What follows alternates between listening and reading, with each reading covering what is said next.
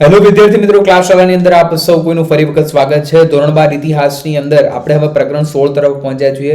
આગળના જેટલા પણ પ્રકરણ છે બધાની તમને સમજૂતી આપી દીધેલી છે. હવે માત્ર ને માત્ર તમારે જે છે પાછળના 2 થી 3 પ્રકરણ છે ને એકવાર ધ્યાનથી સમજી જવાના છે. બહુ નાના નાના ચેપ્ટર છે.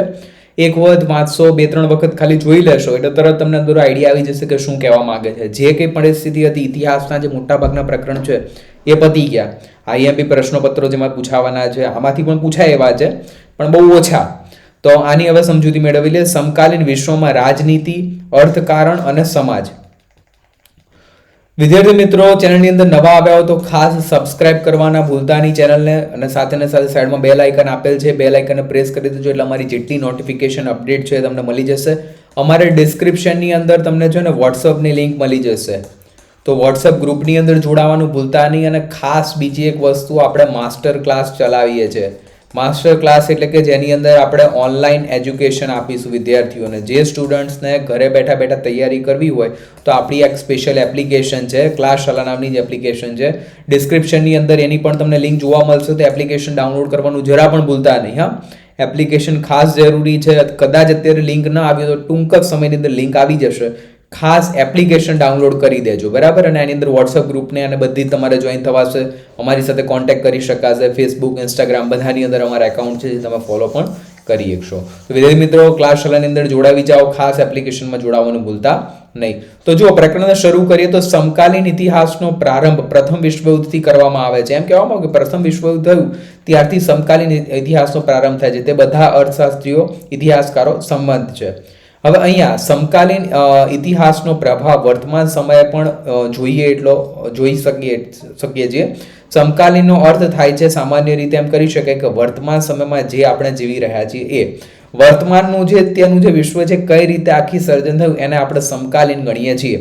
સમકાલીન વિશ્વમાં રાજ્યોના મુખ્ય સ્વરૂપો, વિશ્વમાં આજે 200થી વધુ દેશો સ્વતંત્ર અસ્તિત્વ ધરાવે છે. દરેક સ્વતંત્ર દેશ માટે ચોક્કસ પ્રાદેશિક વિસ્તાર, માનવ સમુદાય, સામુદાયિક સંગઠન, પ્રાદેશિક અખંડિતતા મુખ્ય છે. વિદ્યાર્થી મિત્રો, આખો વિડીયો જુઓ એટલે તમને વધારે આઈડિયા આવશે કે એ પણ વસ્તુ તમારે રહી ન જાય.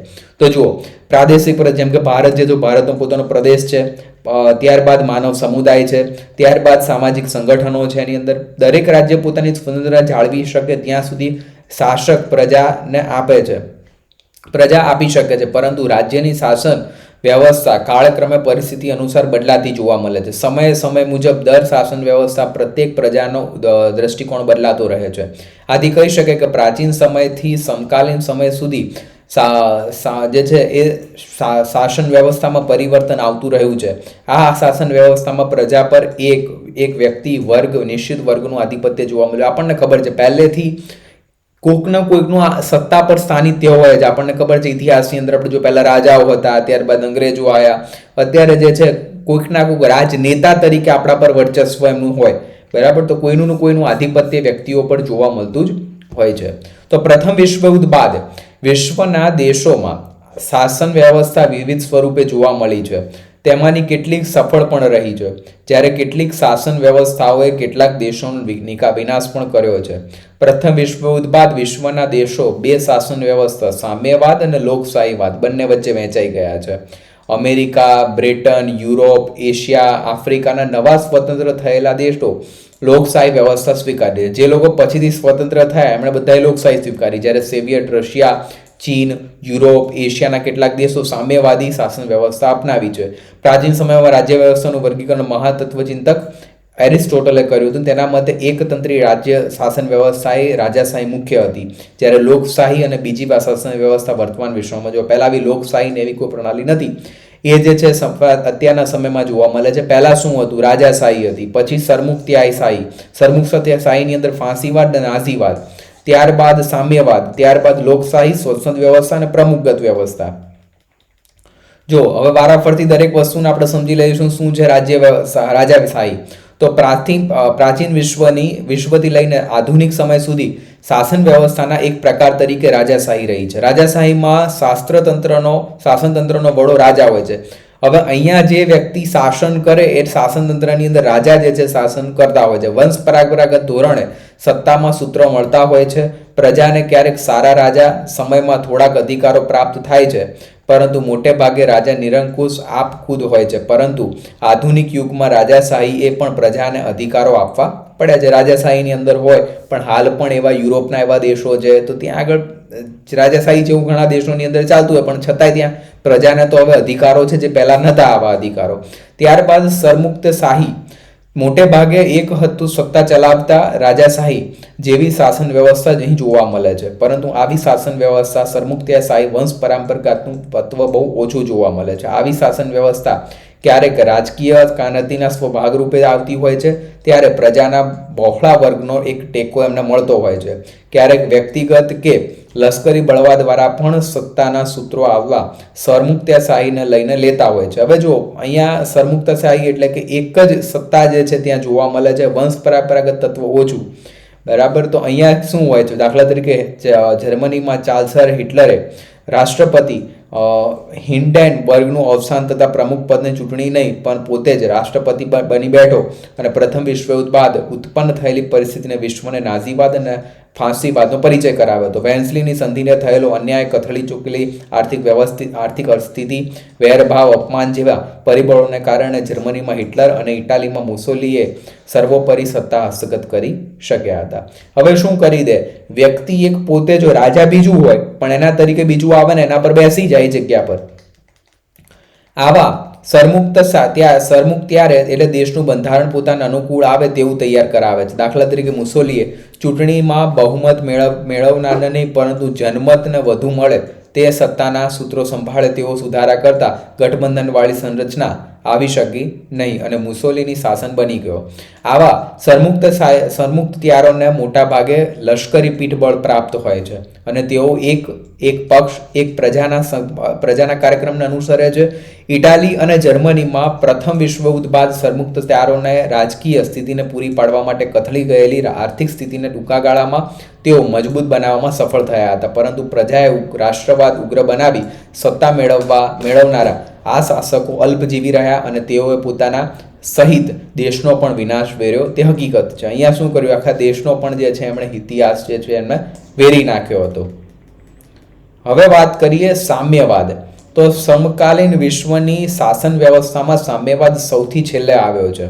સામ્યવાદમાં શું હોય છે, તો કાર્લ માર્ક્સની વિચારસરણીએ લોકો અનુસરે છે. દાખલા દાસ કેપિટલ અને કોમ્યુનિસ્ટ મેનિફેસ્ટો આ વિચારસરણીનું વિગતવાર વર્ણન કરે છે. રાજકીય, સામાજિક અને ખાસ કરીને આર્થિક ક્ષેત્રે સમાનતાના સિદ્ધાંતે આ વિચારસરણી કાર્ય કરે છે.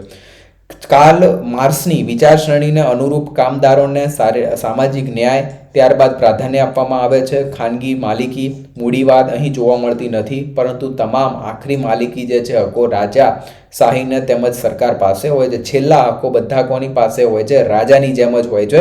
પણ અહીંયા ખાનગી માલિકી અને મૂડીવાદ હોતો નથી, એક વિચારધારણા હોય છે, વિચારધારા પર એમને કામ કરવાનું હોય છે. વિશ્વમાં આ વિચારધારાની મુજબ પહેલી ક્રાંતિ રશિયામાં થઈ સામ્યવાદની.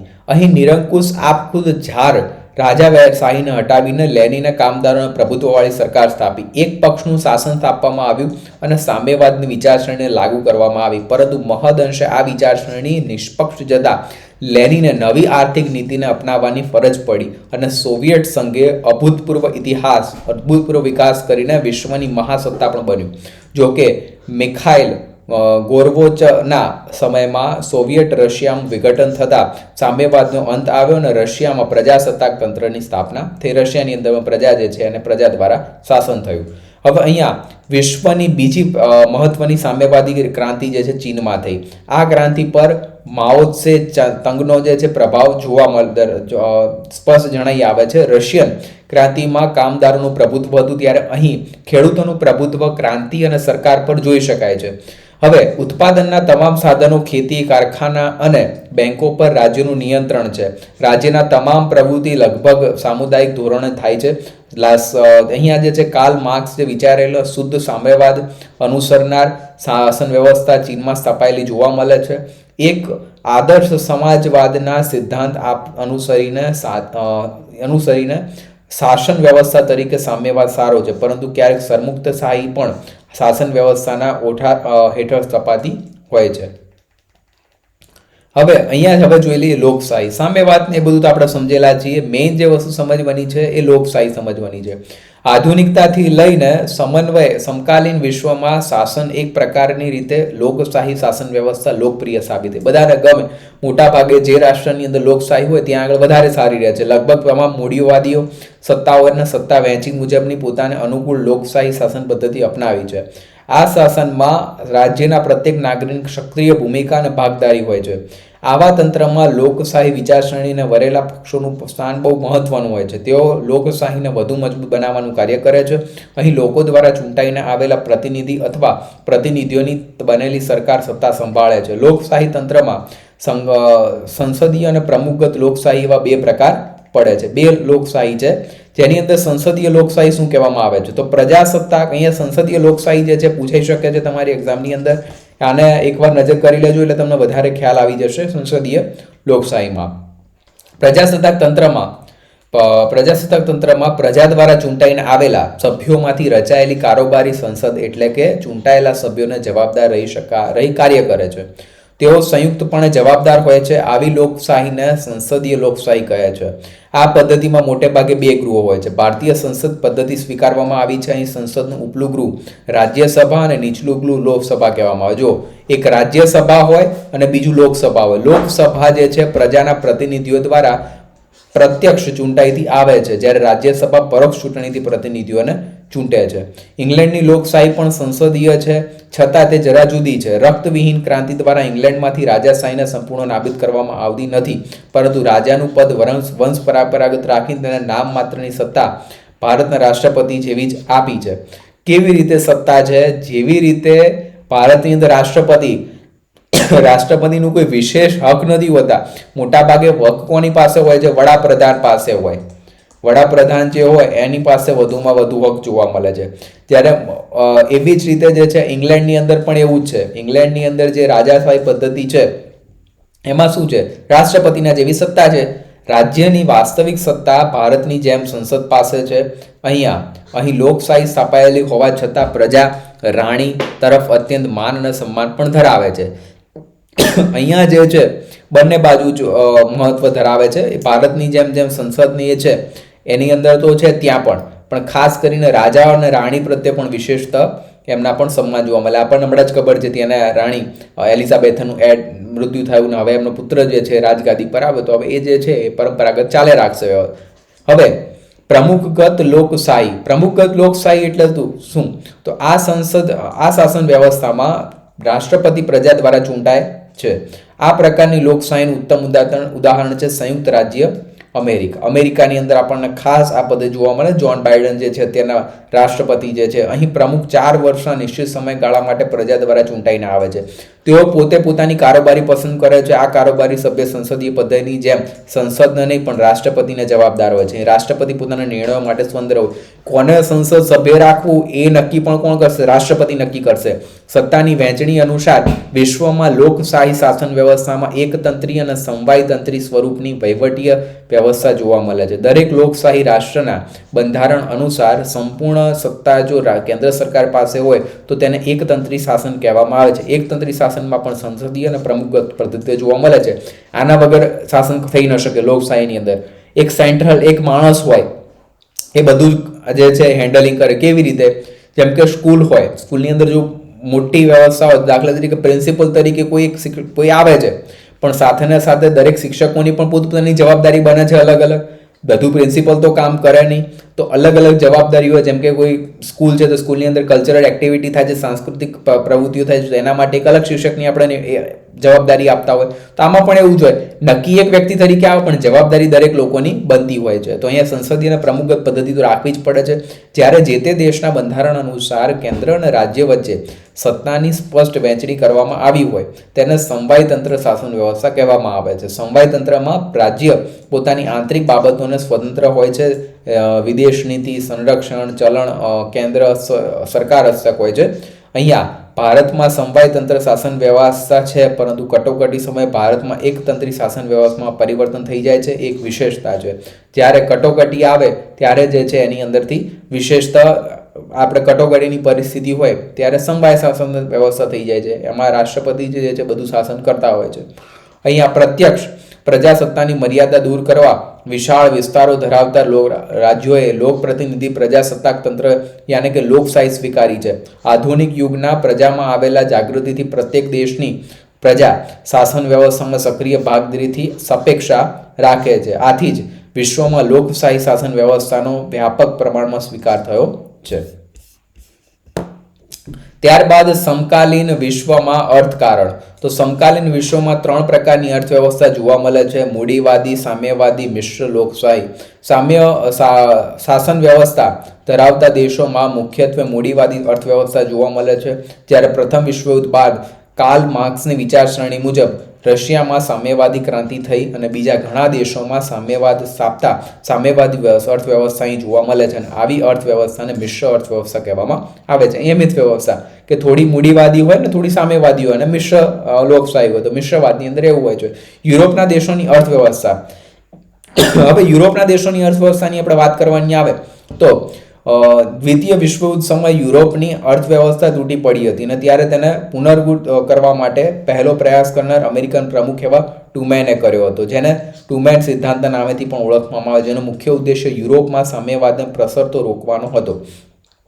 દ્વિતીય વિશ્વયુદ્ધ બાદ માર્સ યોજનાના દ્વારા અમેરિકાની મદદ થકી યુરોપિયન રાષ્ટ્રો પર અમેરિકાનું પ્રભુત્વ સ્થપાયું હતું અને અમેરિકા એક મહાસત્તા બન્યું.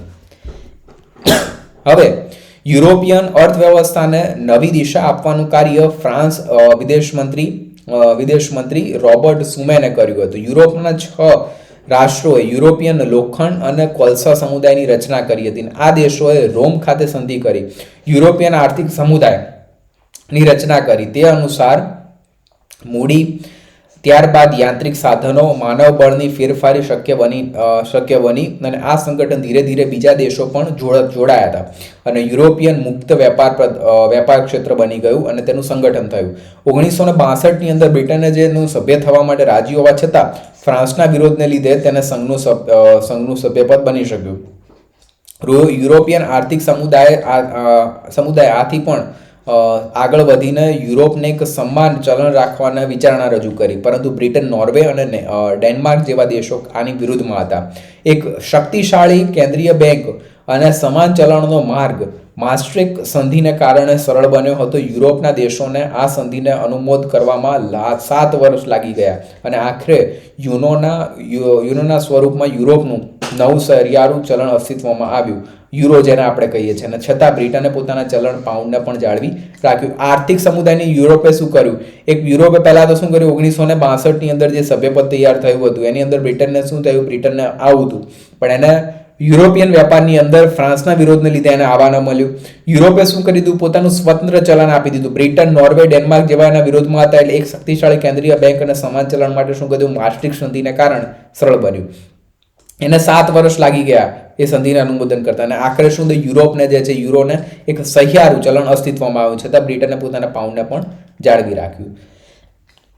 હવે વાત કરીએ ઔદ્યોગિકરણની પ્રક્રિયા. તો ઇંગ્લેન્ડમાં થયેલા ઔદ્યોગિક ક્રાંતિને કારણે માનવીની ઉદ્યોગનું મહત્વ સમજાયું છે. ખેતીના બદલે ઉદ્યોગોને વધુ મહત્વ મળતું થયું અને ઉદ્યોગીકરણના પ્રથમ તબક્કાના પાયાના ઉદ્યોગો સ્થપાયા તથા સંશોધનો થયા હતા, જેમ કે વરાળ એન્જિન, સુતરાઉ કાપડ, લોખંડ પોલાદ, રેલવે, સ્ટીમર, વિમાન ઉડ્ડયન વગેરે. જ્યારે પ્રથમ વિશ્વયુદ્ધ બાદ અણુશક્તિ અને ઇલેક્ટ્રોનિક વિજાણુઓનું આગમન થયું. અણુશક્તિનો પ્રથમ વિનાશક અનુભવ દ્વિતીય વિશ્વયુદ્ધ દરમિયાન વિશ્વને થયો હતો. આપણને ખબર છે અણુશક્તિનો પ્રથમ વિનાશક અનુભવ જે અમેરિકાએ હિરોશિમા અને નાગાસાકી પર કર્યો હતો, જેની વિશાળ અસર જે છે એ દેશ પર પડી હતી. તો અહીંયા જે છે ધીરે ધીરે ઔદ્યોગિકરણ પર દેશ આગળ વધતો ગયો, અલગ અલગ નવી ટેકનોલોજી પર આગળ આવ્યો. હવે અહીંયા ઉદ્યોગીકરણ માટે પાયાની જરૂરિયાત ખનિજ તેલ અને કોલસો છે. ખનિજ તેલની ભરપૂર અરબ રાષ્ટ્રોએ સંગઠિત બની ગયા અને આ તકનો લાભ મેળવી લીધો. તેમનું સંગઠન ઓપેકના નામથી ઓળખાય છે અને વિશ્વમાં જુદા જુદા માલના જંગી ઉત્પાદન થકી વિશ્વ 2 ભાગમાં વહેંચાઈ ગયું છે. પહેલું, જેમાં અમેરિકા, જાપાન, સોવિયત સંઘ, યુરોપ જેવા દેશો અને ખંડોએ ખૂબ પ્રગતિ સાધી છે અને તેથી તેઓ વિકસિત અને આર્થિક રાષ્ટ્રો બન્યા છે. જ્યારે બીજા વિશ્વયુદ્ધ પછી જે દેશો સ્વતંત્ર થયા તેમાંના મોટા ભાગના દેશો જે છે એ ઉદ્યોગીકરણની પ્રક્રિયા ધીમી રહી અને જેથી તેઓ અલ્પ વિકસિત યાને કે ત્રીજા વિશ્વમાં દેશો તરીકે ઓળખાયા. જો કે 1960થી 1970ના દાયકા દરમિયાન ઉત્તર Korea, Taiwan, Malaysia, Singapore, Indonesia જેવા નાના નાના દેશોએ પણ ઝડપથી વિકાસ કર્યો છે. ધીરે કરતા વિકાસની જે પ્રક્રિયા આગળ વધી પણ છે. ત્યારબાદ ઉદ્યોગીકરણની અસર. તો વિશ્વમાં ઉદ્યોગીકરણની સમાજ, અર્થવ્યવસ્થા, અર્થકારણ અને શાસનતંત્ર પર વ્યાપક અસર પડી છે. ઉદ્યોગ ઉત્પાદન વૃત્તિના બજાર વ્યવસ્થાનો વિકાસ થયો છે. માનવીની ખરીદ શક્તિ અને વપરાશમાં વધારો થતા ભૌતિક સુખ સુવિધાઓમાં પણ નોંધપાત્ર વધારો થયો છે. વસ્તુ વિનિમયના સ્થાનનું ચલણનું માધ્યમ બની વધુ સ્વીકાર્ય કરવામાં આવ્યું છે. બેંક વ્યવસ્થા ઊભી થઈ. ત્યારબાદ ઉત્પાદન ક્ષેત્રે ખાનગી અને જાહેર સાહસોની સ્થાપના થઈ. વિશ્વમાં ટેકનોલોજીનો પ્રસાર ખાનગી સાહસો થકી ઝડપથી પ્રસરવા લાગ્યો હતો. વાહન વ્યવહારના ક્ષેત્રે અભૂતપૂર્વ ક્રાંતિ થતા દુનિયાના દેશો વચ્ચે વ્યાપાર વધુ ઝડપી બન્યો હતો. ખનિજ તેલ અને કોલસાનો ઉપયોગ સંચાલન તંત્રના સાધન તરીકે થવા લાગ્યો. હવે જે ધીમે ધીમે સંચાલનના સાધનો જે છે એના એ પણ ખનિજ તેલ અને કોલસાથી ચાલવા માંડ્યા. માનવી માટે મૂડીનું પ્રમાણ વધતા ભૌતિક સુખ સુવિધાઓને વધુને વધુ વિકસત. ભૌતિક સુખ સુવિધાઓ એટલે કેવી સુવિધાઓ? એસી છે, ટીવી છે, ફ્રીજ છે, આ બધાનો પણ ધીમે ધીમે વિકાસ થવા લાગ્યો. કૃષિ ક્ષેત્રે રાસાયણિક ખાતરનો ઉપયોગ થકી ઉત્પાદન વધારવાનો પ્રયાસ થતા તબીબી ક્ષેત્રે આધુનિક સંસાધનો થકી જે છે એ વ્યક્તિગત અને જાહેર સ્વાસ્થ્ય અને સરેરાશ આયુષ્યનો પણ વધારો થયો. ત્યારબાદ ઔદ્યોગિકરણ સિક્કાની બે બાજુ જેવું છે. ઔદ્યોગિકરણ થકી માનવીનું જીવન ધોરણ ઊંચું આવવું અને દેશનો વિકાસ થવો તે આની સારી બાજુ ગણાય છે, પરંતુ સાથે સાથે બીજી બાજુ તેની આડઅસરો પણ જોવા મળે છે. શસ્ત્ર ઉત્પાદન થકી વિશ્વમાં બીજા યુદ્ધનો માહોલ ઠંડો થતા યુદ્ધ દરમિયાન ઊભો થયો હતો અને અણુશક્તિઓનો પણ ઉપયોગ અને તેની ભયાનકતાનો અનુભવ વિશે દ્વિતીય વિશ્વયુદ્ધ દરમિયાન જ થયો હતો. મૂડીવાદ હેઠળ આર્થિક અસમાનતા વધતા વિશ્વમાં કાર્લ માર્ક્સના સિદ્ધાંતો કામદારોને વધુ પ્રિય થયા હતા અને તે સામ્યવાદી વિચારસરણી વિશ્વના દેશોમાં મજબૂત બની. બ્રિટન જેવા દેશોમાં મજૂર પક્ષ પણ સ્થપાયો અને સત્તા પણ સ્થાપિત કરી. ત્યારબાદ બિન ઔદ્યોગિક દેશો પર અસર. તો ઉદ્યોગીકરણથી વિશ્વમાં ઔદ્યોગિક અને બિન ઔદ્યોગિક એવા બે દેશોનું સર્જન થયું કે જે લોકો ઉદ્યોગ પર આગળ છે અને બીજું ઉદ્યોગ પર નથી. ઔદ્યોગિકરણ થકી યુરોપના સત્તાઓનું આર્થિક રીતે સમૃદ્ધ થતા એશિયા અને આફ્રિકાના દેશો પોતાના શાસનો સ્થાપ્યા અને તેમનું શોષણ કર્યું. યુરોપે શું કર્યું? જ્યાં દેશો નહોતા ત્યાં આગળ પોતાના ઉદ્યોગ સ્થાપીને ત્યાં આગળથી શોષણ પ્રવૃત્તિઓ શરૂ કરી હતી. અને દ્વિતીય વિશ્વયુદ્ધ બાદ બદલાયેલી સ્થિતિમાં પ્રજા જાગૃતતા આવતા આ ક્ષેત્રોના દેશોએ સ્વતંત્રતા પ્રાપ્ત કરી લીધી, પરંતુ મોટાભાગના દેશો ત્રીજા વિશ્વના દેશો રહ્યા છે. અને અહીંયા જે છે એટલે કે બિન ઔદ્યોગિક દેશોમાં ગરીબી અને બેકારી જેવી સમસ્યા ઊભી થઈ.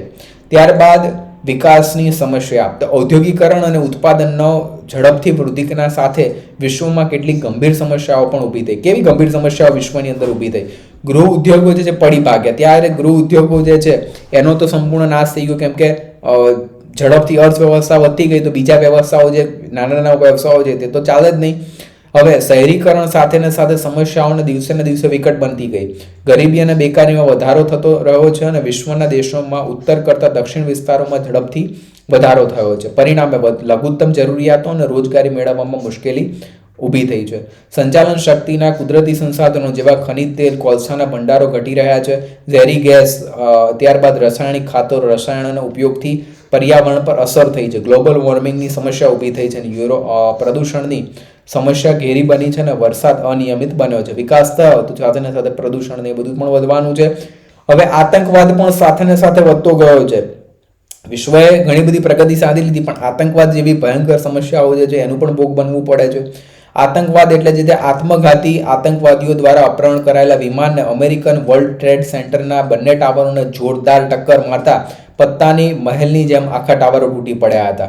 હવે અહીંયા જે છે આ વિનાશક કૃત્યથી વિશ્વ હચમચી ઉઠ્યું હતું. આ દુર્ઘટનામાં વિમાન સવાર તેમજ વિમાનમાં રહેલા સેંકડો લોકો મૃત્યુને ભેટ્યા હતા. આ ઘટનાએ સાબિત થઈ ગયું કે હવે પછીના યુદ્ધમાં યુદ્ધ ભૂમિની જગ્યાએ સશસ્ત્ર આતંકવાદીઓ દ્વારા આ રીતે પણ લડાઈ શકાય છે.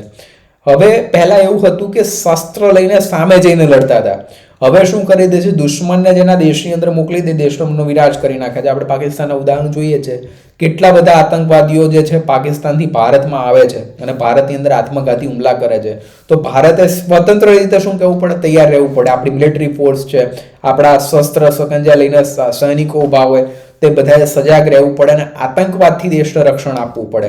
યુદ્ધથી તો આપી શકાય છે, યુદ્ધથી તો હવે આંતરરાષ્ટ્રીય દબાણ કરીને પણ એને રોક લગાવી શકાય, પણ મુખ્ય વસ્તુ એ જ છે કે આતંકવાદી હુમલા દ્વારા જે થતા હુમલા જે છે એને ઘટાડવા ખૂબ જરૂરી છે.